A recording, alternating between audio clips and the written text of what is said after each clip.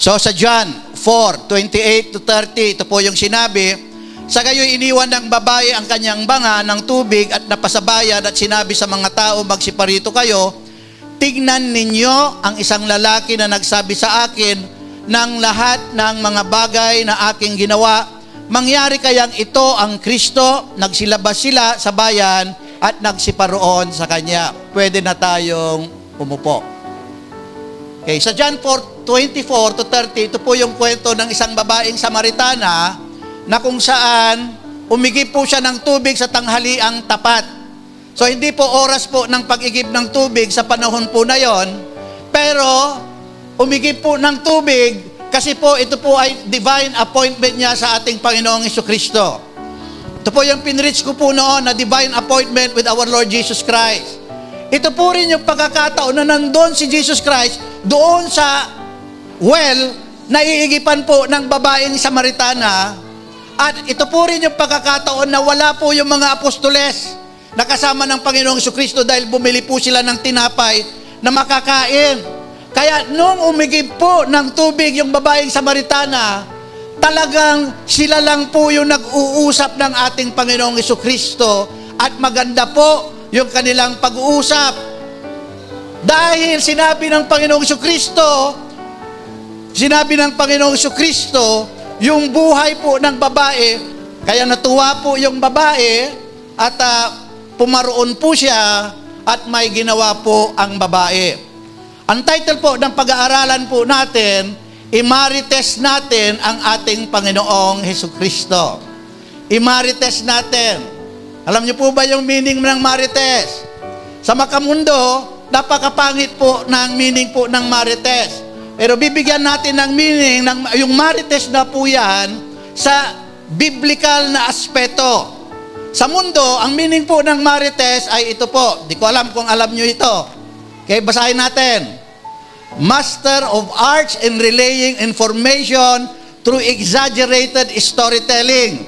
So, master of arts. Ang dami po marites. Sino may mga kapitbahay na marites? Amen? Ang dami po marites. Master of arts in relaying information through exaggerated. Kapag nagkwento siya, sobra-sobra. Yun po yung expertise nila. Nakita lang nila yung kapitbahay nila. Diba? May pumasok na lalaki doon sa bahay, nasa abroad yung asawa, abay, lalaki niya yun. Exaggerated na. Diba? Naglalakad yung magkaibigan na lalaki at saka babae, dalawa lang sila. Tingnan mo yung syuta niyo, ang pangit to. Exaggerated. Kahit wala namang basihan, parating exaggerated. Kaya nga, master po sila, nagmasteral po sila. Amen? Sila yung tinatawag na CCTV sa barangay. Amen? Exaggerated lagi. Pag sinabing exaggerated, sobra-sobra ang kwento sa katotohanan. Exaggerated. Yung po yung master po nila.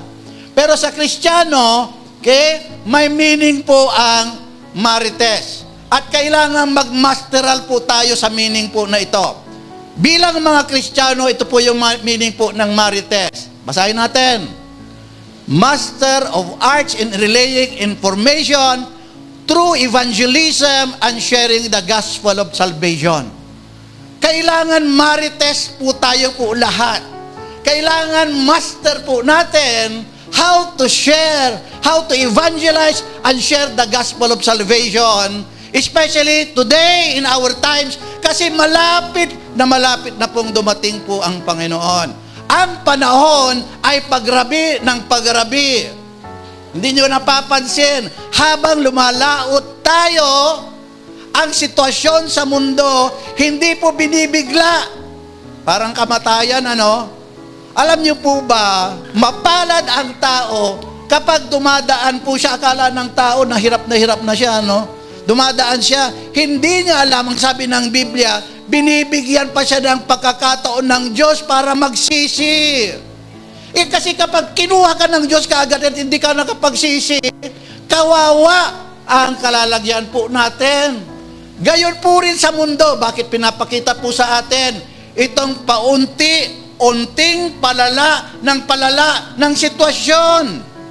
Dahil pinapakita sa tao, ayon sa 1 Peter 3:19 or 2 Peter na binibigyan ng pagkakataon ang mga tao na magsisi.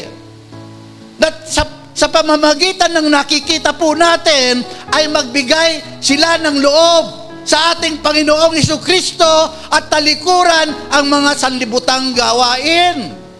Nauunawaan po natin. So kailangan, dahil malapit na pong bumalik ang Panginoon, magmarites tayo sa ating Panginoong Jesucristo.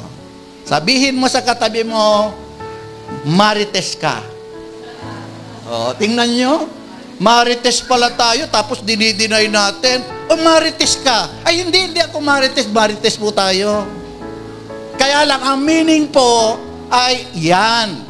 Master of Arts in relaying information through evangelism and sharing the gospel of salvation. Imarites po natin po si Jesus Christ. Ano ba ang i-share po natin? Number 1 na tanong. Pangalawang tanong, ano ba ang ibig sabihin ng evangelism? So, ano bang ibig pong sabihin po nito? Okay? Sagutin natin.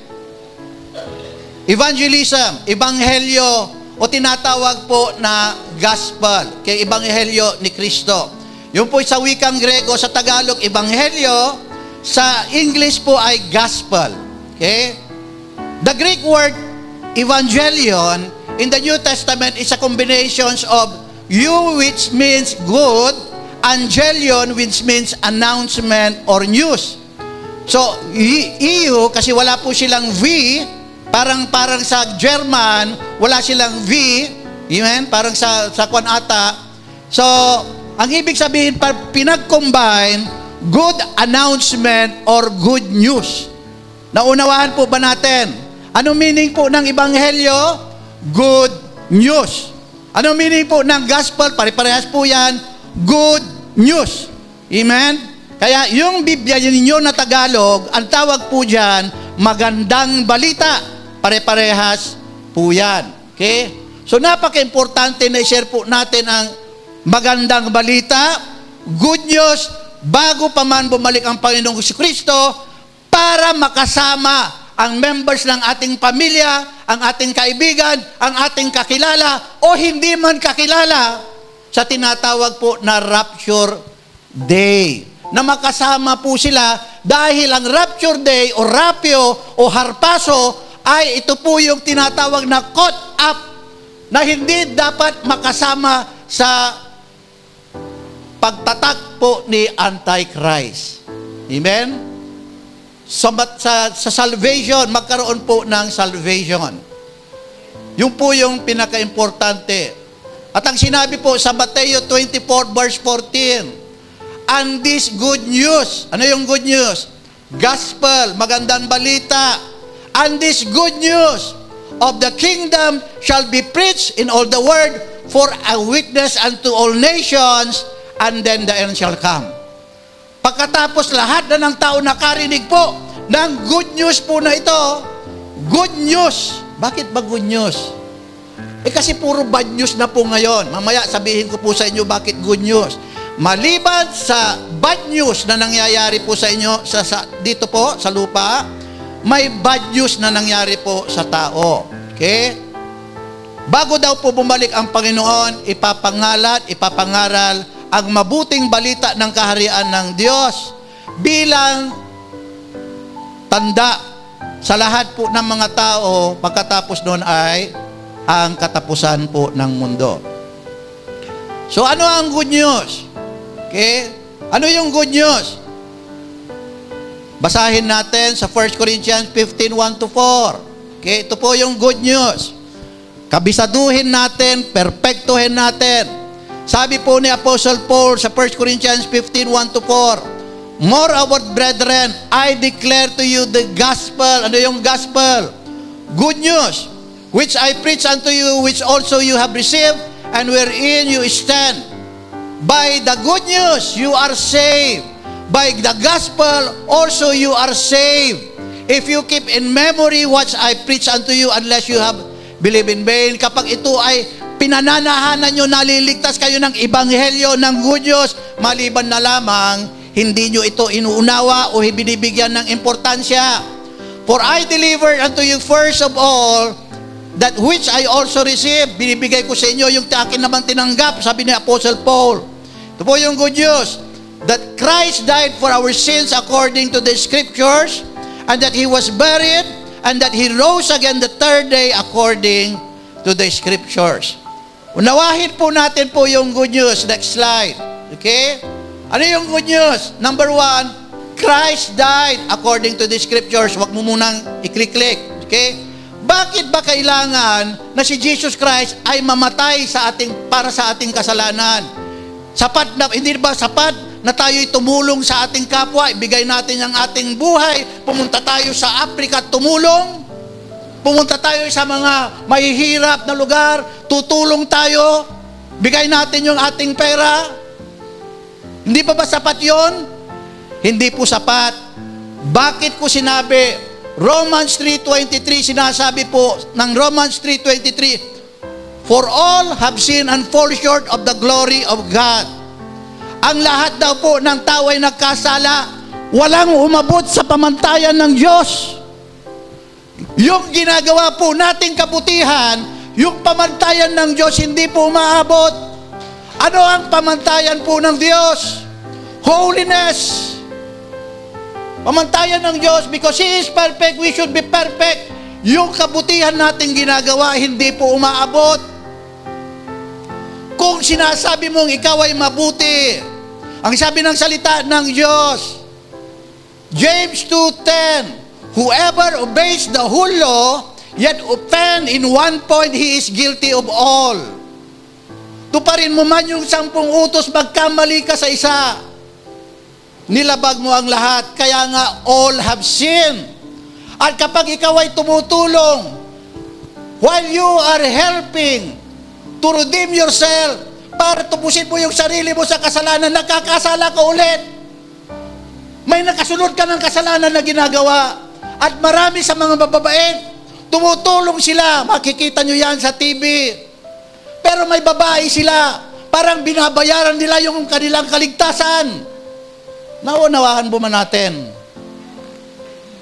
Naunawaan natin? So, hindi sino maliligtas? Lahat tayo ay nagkasala. Nasa kwarto ka na nga, nakakapag-isip ka pa ng masama sa iyong kapwa. Hindi ka pa makapagpatawad, nagkasala tayo lahat. Amen? Parang ganito, tutulong ako, pero yung kasalanan ko nananatili sa akin, kailangan mabura yun. Kaya yung hindi nagkasala, namatay para sa kasalanan natin.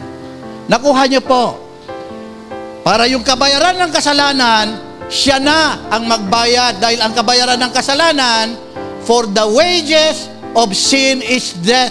Separation from God. Ang meaning po ng death, separation from God. Naunawahan po ba natin? Okay. Anong gagawin natin kapag sinabing, for Christ died for our sins? Gagawin natin, ito yung ipapangaral po natin, repent of our sins. So naniniwala ako si Jesus Christ namatay para sa kasalanan ko. Anong gagawin ko? Magsisisi ako sa aking kasalanan. Muli, ano ang ibig sabihin po ng pagsisisi? Turning from worldly ways to following Jesus Christ. So dahil si Jesus Christ namatay para sa kasalanan ko, kailangan magsisi ako kasi para sa kasalanan ko dahil siya namatay. Si Jesus Christ ay inilibing. Ano gagawin natin? Be baptized in the name of Jesus Christ. So may nagsasabi, kay ang bautismo daw ay hindi na kailangan. Hindi ba sabi ni Apostle Paul, Sister Beth? Ano ba yung sinabi ni Apostle Paul? Sabi ni Apostle Paul, I baptize you as the sign of repentance. Kung hindi ka nagsisi, hindi ka magpapabaptize. Kaya kapag nagsisi ka, yun at yun, as a sign of your repentance, magpapabaptize ka. Totoo. Sabi ng iba, baptism is a public declaration. Wala sa Biblia yan. Ang nasa Biblia, Repentance is a sign of your, baptism is a sign of your repentance. Yun ang nasa Biblia, Mateo 3:11. Amen? Kaya pinapakita mo na nagsisi ka kapag ikaw po ay nagpabaptize. So, importante. Kailangan makita ng Diyos na tayo'y nagsisi. Kasi tinanggap mo si Lord eh. Susunod ka sa Kanya. Kasi sabi ni Jesus Christ, Mark 16:16, whoever believes and is baptized shall be saved. Okay? Ano pa? Christ was raised from the dead. Ano mangyayari? We must receive the Holy Spirit. Napaka-importante po ng Holy Spirit. Sa Galatians, sa Ephesians, Book Ephesians, the Holy Spirit is the stamp of ownership of God. Kapag may Holy Spirit tayo, pag-ahari tayo ng Diyos, yun ang sign, evidence that we are owned by God. Kapag may Holy Spirit po tayo, naunawahan po ba natin? May Holy Spirit tayo, saan tayo pupunta? Sister Iling, alam nga namang may Holy Spirit kay tatapon ka sa impyerno. Diretso ka sa langit.